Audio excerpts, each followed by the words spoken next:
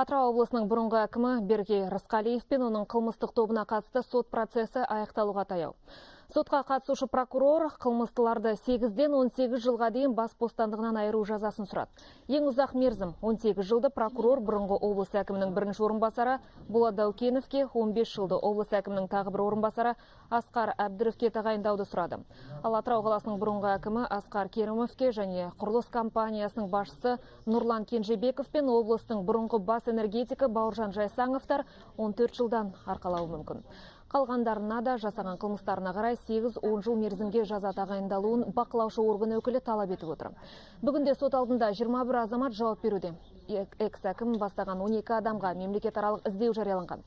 Естеріңізге сала кетейік, Атырау облысына басшылық еткен 2006-2012 жылдары Рысқалиев және оның сыбайластары жұмыс бабын пайдаланып, қазынаның 72 миллиард теңгесін жымқырды деп айып тағылған болатын.